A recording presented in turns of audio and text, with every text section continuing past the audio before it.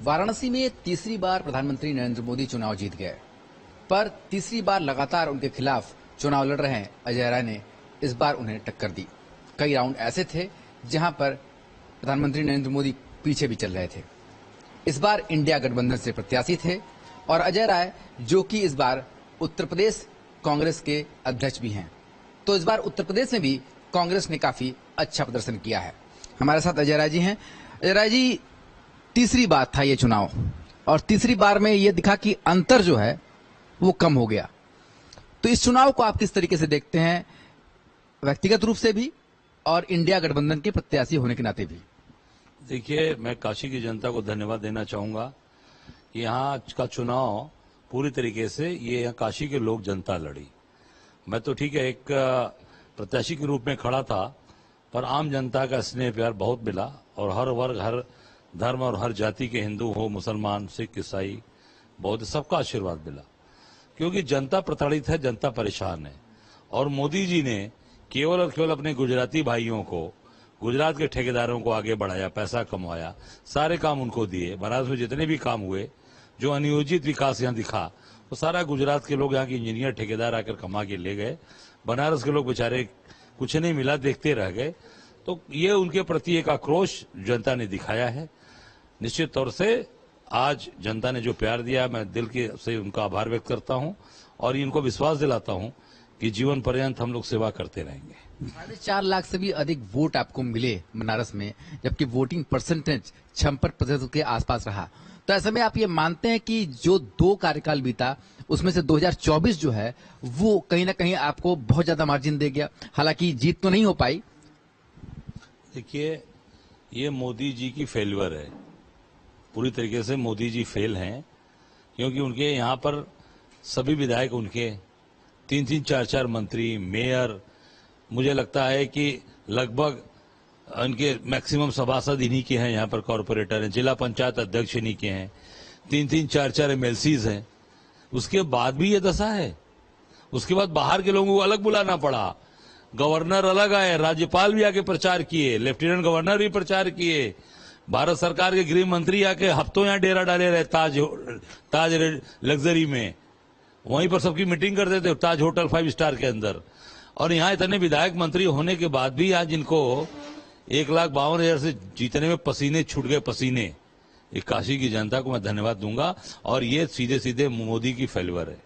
अब बात की जाए थोड़ा राजनीति की, क्योंकि उत्तर प्रदेश कांग्रेस कमेटी के आप अध्यक्ष हैं और इस बार उत्तर प्रदेश में कांग्रेस का प्रदर्शन बहुत बेहतर हुआ है, तो इसके लिए सबसे पहले तो बधाई तो है ही है, पर आपने किस तरीके की मेहनत की कि इस बार जो है यूपी में ये कांग्रेस के जो नतीजे हैं वो अप्रत्याशित रहे हैं?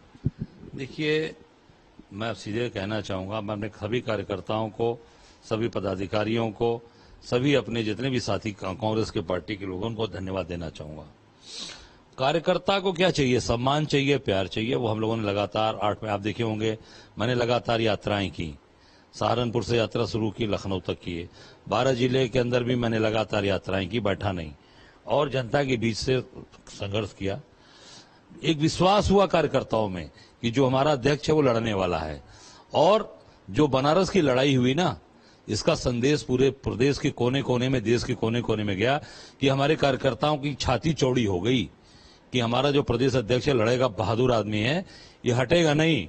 तो नरेंद्र दामोदर दास को जो रगड़ा हम लोगों ने यहाँ पे ठीक से, उसका एक असर गया कि हमारे एक कार्यकर्ता खड़े हो गए मजबूती के साथ। बात की जाए इस समय जो सीटें आई हैं, बीजेपी की तरफ से लगातार ये कहा जा रहा है कि बीजेपी 240 का आंकड़े तक पहुंची है और 234 पर इंडिया गठबंधन है।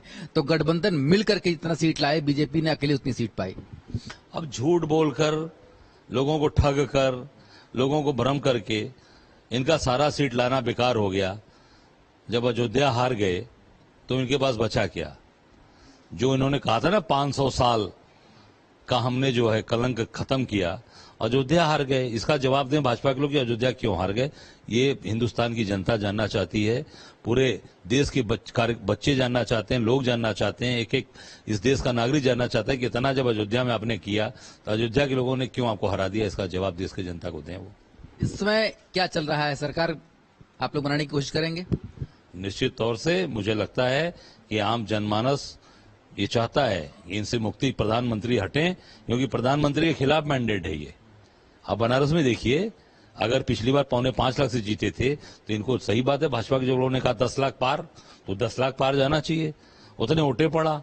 इसका मतलब है कि मोदी जी की जो है लोकप्रियता खत्म हो चुकी है, तो तत्काल इनको नैतिकता के आधार पर इस्तीफा देना चाहिए और नई सरकार बनवाएं, दूसरे सरकार को मौका दें जो महंगाई, बेरोजगारी, आज देश की सबसे बड़ी समस्या है उसको दूर करे और संविधान को बचाने के लिए सभी दल एकजुट होंगे, जो चाहते हैं कि संविधान रहे, संविधान की रक्षा हो और आम जनता महंगाई, बेरोजगारी से दूर उनको मुक्ति मिले, तो निश्चित तौर से मुझे लगता है कि इंडिया गठबंधन की सरकार बनेगी। तो ये थे अजय राय जी, जो वाराणसी से प्रत्याशी तो थे ही, साथ में उत्तर प्रदेश कांग्रेस कमेटी के प्रदेश अध्यक्ष भी हैं। उनका साफ तौर पर कहना है कि ये जो वोट मिले हैं वो आम जनता के लिए मिले हैं, आम जनता ने दिए हैं। साथ ही उनका ये भी कहना है कि अजय राय सबसे उपयुक्त प्रधानमंत्री के उम्मीदवार हैं। हालांकि गठबंधन को फैसला लेना है, पर वो ये मानते हैं कि सबसे उपयुक्त अगर प्रधानमंत्री के लिए कोई उम्मीदवार है तो वो राहुल गांधी हैं। वीडियो जर्नलिस्ट शिवम मिश्रा के साथ सुशांत मुखर्जी, न्यूज स्टेट, वाराणसी।